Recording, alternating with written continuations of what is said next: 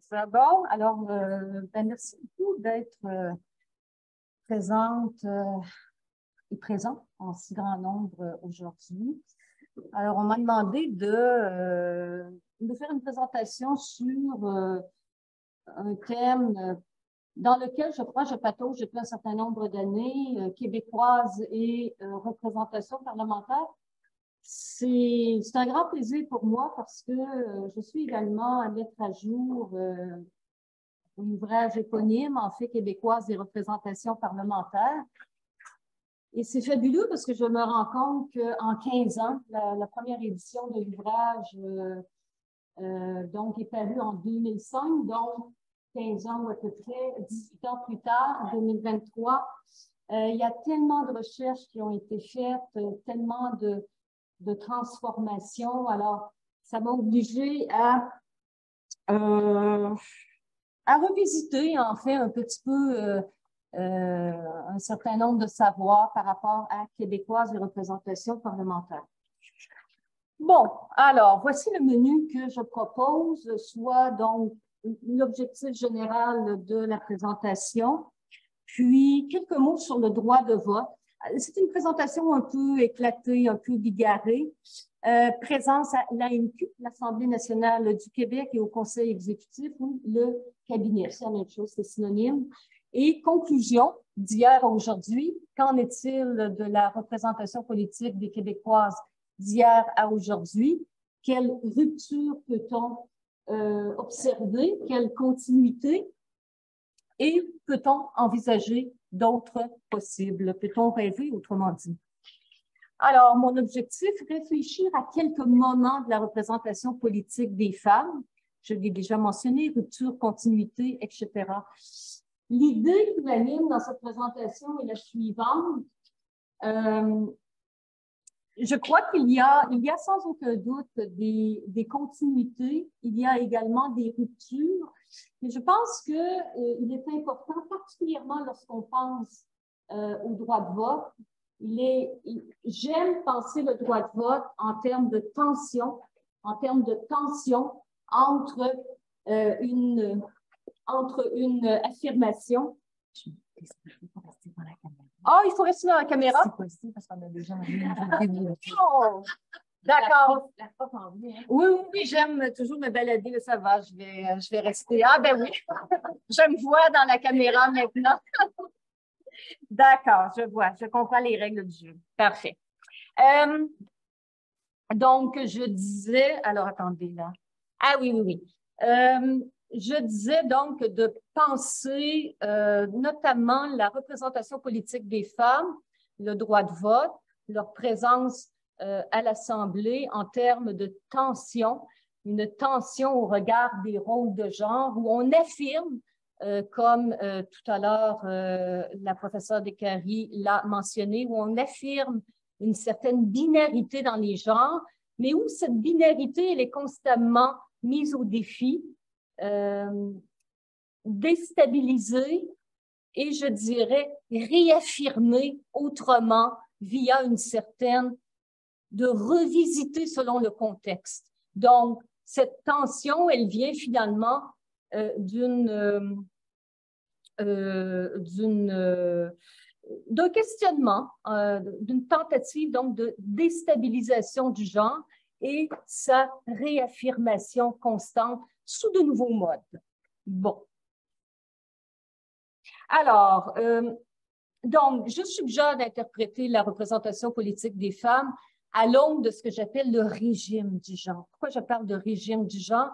C'est pour traduire, en fait, le caractère hégémonique, le caractère totalitaire du genre. Le genre, il est partout. En tout cas, moi, je le vois partout. C'est peut-être une forme d'obsession, je ne sais pas, mais je le vois partout, le genre, constamment, sous différentes formes. On a parlé tout à l'heure de la forme symbolique dans le langage. Il est omniprésent, le genre. On le réaffirme constamment dans le langage, le genre. Donc, le genre, le régime du genre, pour moi, c'est un ensemble d'idéologies, de représentations, d'institutions, de discours, de pratiques hégémoniques qu'on ne voit pas, qui sont omniprésentes mais on ne voit pas. Elles sont ancrées en nous, comme on le disait tout à l'heure. qui façonnent les F et les hommes, les femmes et les hommes, des femmes et des hommes qui sont intelligibles dans un espace-temps donné. J'aimerais également peut-être mobiliser, interpeller deux notions bien connues, je pense, en sciences sociales, la notion de domination masculine mise de l'avant par Bourdieu dans son ouvrage du même nom, et la notion de valence différentielle des sexes de Françoise Héritier, que j'aimerais réinterpréter en termes de valence différentielle des genres. Hein, pourquoi le féminin, grosso modo, se questionne Héritier, pourquoi, grosso modo, peu importe les sociétés, le genre a toujours moins de le genre féminin, pardon, a toujours moins de valeur que le genre masculin. Pourquoi? Bon, alors, je vais essayer de tenir un peu plus mon texte. Bon, alors, je le disais donc, le droit de vote, un genre en tension entre affirmer, alors c'est autour de ça maintenant que je vais argumenter.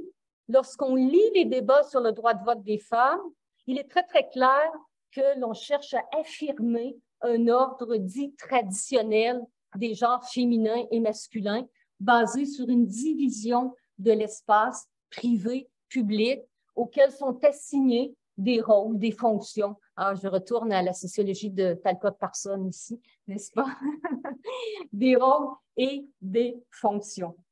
Ah, est-ce que ça avance? C'est comme ça avance automatiquement? Je n'ai pas appuyé. OK. Donc, ça, c'est la trame de fond, il me semble, sur lesquels, donc, j'ai distingué, peut-être qu'une autre personne n'aurait pas la même lecture, mais j'ai distingué, donc, 4 grands discours en lien avec le suffrage des femmes, celui de la modernité démocratique, celui de la représentation substantielle des femmes, celui des compétences constitutionnelles et celui du suffrage en pratique. Nous n'aurons pas le temps d'explorer chacun de ces discours, ça ne sera pas possible. J'aimerais plutôt, donc, revenir à 3 moments qu'il est très important de conserver en tête pour suivre ma présentation, un moment d'affirmation. Nous affirmons un ordre traditionnel des rapports entre les femmes et les hommes. Deuxièmement, une crainte d'inversion des genres, une crainte d'inversion des genres, que les femmes deviennent des hommes et que les hommes deviennent des femmes, et peut-être autre chose entre les deux, et peut-être même à l'extérieur de cette polarité. Et ce que j'ai traduit très maladroitement comme étant un regenrage en anglais, regendering, hein, qui, comme souvent, se rend mieux en anglais qu'en français. Voilà. Maintenant, affirmation. Premier moment, donc. Bien sûr, je vais citer ce passage célèbre d'un texte publié par Henri Bourassa en 1918 dans Le Devoir, et je cite, « La différence des sexes entraîne la différence des fonctions sexuelles, et la différence des fonctions sexuelles crée la différence des fonctions sociales. »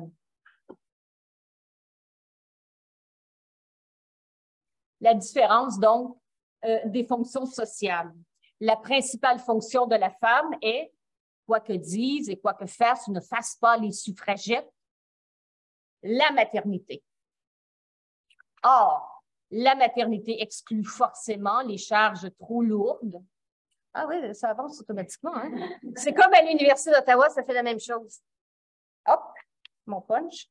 Or, la maternité exclut forcément les charges trop lourdes, les fonctions publiques. Alors, on voit ici assez bien, donc, cette division dont parlait d'ailleurs tout à l'heure Francine Descaries, cette division donc entre le privé et le public et l'inscription des femmes dans le privé, en fait, leur empêche carrément de voter, hein, le vote étant perçu comme étant une fonction publique.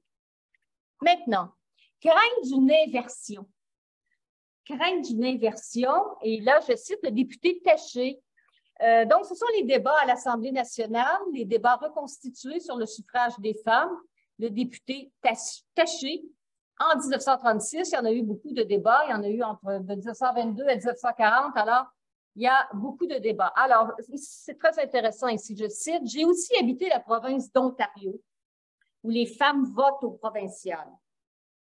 Et je déplore la place qu'elles ont dans la politique. On a placé des personnes du sexe féminin à la place des pauvres chômeurs, à la place que les pauvres chômeurs auraient pu occuper. » Bon, ici, il y a aussi, là, on est dans une crise économique, là, il y a un autre niveau, je dirais, d'analyse là qui intervient, sur lequel je ne prendrai pas la parole. Les femmes ont des tâches plus importantes à accomplir que de prendre part à des élections. Déjà, elles ont outrepassé leurs devoirs en prenant la place d'hommes sans emploi, en refusant aux femmes le droit de vote. On verra donc moins de femmes, de jeunes filles se rendant au Parlement en automobile. Donc, l'inversion de rôle ici me semble assez claire, pendant que de pauvres chômeurs réclament de l'ouvrage. Je me suis franchement posé la question si le député Taché avait été inspiré par cette toile magnifique de Tamara de Lempicka, hein? Tamara en Bugatti verte qui incarne la femme nouvelle au volant de sa voiture en décapotable. Donc, on voit cette tension ici entre des rôles traditionnels où les femmes ne votent pas, elles se consacrent entièrement à leur privé, bien relayé par Bourassa, versus une crainte d'inversion de rôle où les femmes prendraient la place des hommes. Il y a d'autres citations parce que je n'ai pas que... alors, attendez. Je vais...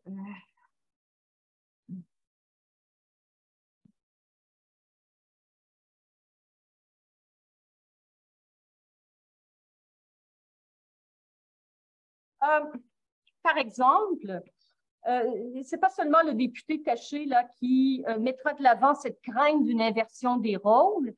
Elle est aussi attachée à la sexualité des femmes. Et ça, c'est assez étonnant dans des débats, donc, dans les années 30, où on craint, en fait, une certaine dérive sexuelle des femmes si elles votaient. Hein, le vote amenant certains comportements sexuels. Alors, donc, je cite, « La crainte d'une inversion des rôles de genre, c'est aussi attaché à la sexualité des femmes, à savoir que le vote ne vienne ternir la sexualité des femmes. » Alors, lors du débat de 1932, le député Bachan, le député de Shefford, prenant appui sur ses observations du vote des femmes aux élections fédérales, confia à ses honorables collègues ce qu'il craignait de voir si les femmes venaient à voter aux élections provinciales. Voilà, c'est là. Je suis plutôt d'avis que je cite, « Je suis plutôt d'avis que les femmes se souilleraient au contact de la politicaillerie. Il y aurait des télégraphes, des cabaleuses, des racketeers. » J'ai ajouté un cycle. Il est difficile de... Ça, c'est intéressant. Il est difficile de féminiser ces mots tant les choses qu'ils expriment jurent avec le caractère féminin. Et ça, c'est intéressant parce que dans les débats britanniques sur la possibilité de criminaliser ce qu'on appelait l'homosexualité féminine, dans les débats en chambre, en fait, un argument, c'était que il n'y avait pas besoin, en fait, de criminaliser l'homosexualité féminine parce que c'était quelque chose, le simple fait d'en parler, en fait, ternissait les femmes mêmes, ternissait la noblesse inhérente aux femmes mêmes. Et on retrouve cette idée-là ici aussi. Il est difficile de féminiser ces mots quand les choses qu'ils expriment jurent avec le caractère féminin, pensées comme pures, pensées comme étant nobles, comme blancs, vierges, qu'ils jurent donc avec le caractère féminin. 10 minutes seulement. Ah bon? Tel qu'on l'a compris jusqu'ici, bon, etc. Je vais donc, puisqu'il me reste 10 minutes, passer tout de suite à un extrait du discours du premier ministre Godbout. Et là, on est dans le regenré. Alors, c'est son discours du 11 avril 1940, alors qu'on présentait le fameux Bill 18. Et je cite, « Notre société a besoin des femmes. Elles sont un facteur d'ordre et de stabilité qu'on ne saurait trop faire valoir. » Là, on est dans le regenré ici. Donc, oui, on accepte de sortir les femmes du privé pour qu'elles viennent dans la société. Mais sans le droit de vote, même sans le droit de vote, elle constitue ce facteur. Et c'est pour assurer à nos institutions ce facteur de stabilité et d'ordre que je réclame pour les femmes de ma province le droit de vote et d'éligibilité. Il est une foule de questions que les femmes comprennent mieux que nous, elles qui sont les gardiennes du foyer, les éducatrices des générations futures. Elles sont plus aptes que nous à scruter l'avenir, l'intuition particulière que la providence leur donne, leur fait prévoir les dangers même lointains de nos décisions, etc., etc. Alors, c'est intéressant. On voit bien ici que, finalement, on accepte, inévitablement, à un moment, il faut bien l'accepter, que les femmes puissent voter, mais on réinterprète leur vote à la lumière de leur rôle traditionnel et à savoir comment ces rôles traditionnels peuvent être mis au service d'un État-providence qui, à un moment donné, sera mis de l'avant. Donc, oui aux femmes en politique, mais à condition qu'elles soient privatisées dans l'espace politique. Je passe à la deuxième partie de ma présentation, présence à l'Assemblée nationale et au cabinet. Donc, alors, vous avez ici un petit tableau synthèse, une figure, donc, reproduisant l'évolution de la représentation des femmes à l'Assemblée nationale du Québec. Alors, j'attire votre attention, bien sûr, sur cette progression en termes de proportion et également sur le fait que nous en sommes à la quasi-parité. Donc, en 2022, suite aux élections, donc 46 % de femmes à l'Assemblée nationale, au cabinet 46,7 %. Ce qui est intéressant lorsqu'on regarde ces chiffres, c'est que, règle générale, les femmes, les proportions sont plus généreuses. Les proportions de femmes sont plus généreuses au cabinet qu'à l'Assemblée. Et dans le fond, c'est là, enfin, on pourrait contester cette idée, mais peut-être que c'est là que c'est important, en fait, d'avoir plus de femmes, c'est-à-dire au cabinet. Cela étant dit, tout dépend encore de ce qu'elles font au cabinet. Et là aussi, il y a, je pense, un certain regenrage. C'est-à-dire que les femmes se retrouvent au cabinet, certes, mais là, je ne présente pas ces données ici. Il faudra attendre que la deuxième édition de Québécoises sorte. Mais les femmes au cabinet, règle générale, pas tout le temps, mais règle générale, la tendance qui se dégage, c'est qu'elles assument des fonctions dans le socioculturel, essentiellement. Mais il y a des exceptions, bien sûr. On peut me nommer des femmes qui ne sont pas dans le socioculturel, bien sûr, mais la tendance est à l'effet qu'au cabinet, le sein des saints, nous le savons, pour ce qui est du pouvoir d'État, les femmes se retrouvent encore dans des fonctions privatisées, en fait, dans des fonctions privatisées. C'est ici. Conclusion d'hier à aujourd'hui, quelle rupture? Bien sûr, il y a eu des ruptures. Il y a quand même plus de femmes en politique aujourd'hui qu'hier, mais je pense qu'il y a une continuité importante, c'est que les femmes, et je vais rejoindre la présentation précédente, les femmes, elles sont toujours passées par le truchement du privé, toujours et encore. Et en fait, elles sont assises entre deux chaises, donc dans des espaces de pouvoir traditionnellement masculins, les élections, le cabinet, mais à effectuer des rôles, des fonctions, à piloter des dossiers qui les assignent toujours et encore à la gestion de l'humain,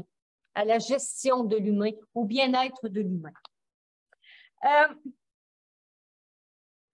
Est-il possible d'envisager d'autres possibles? Écoutez, c'est la question à 100 pièces, hein? Et même probablement plus que ça. Nous aimons rêver. Personnellement, j'aimerais voir une éradication du régime de genre. J'aimerais ça, mais je suis assez consciente pour savoir que ça n'arrivera pas, puisque ce régime est en place depuis pas mal longtemps. Même lorsqu'on remonte aux Écritures, on peut déjà en voir des bribes de ce régime du genre, qu'on n'appelait pas le régime du genre à l'époque, mais on voit déjà une division, une assignation des femmes à la reproduction de la vie. Je m'arrête ici.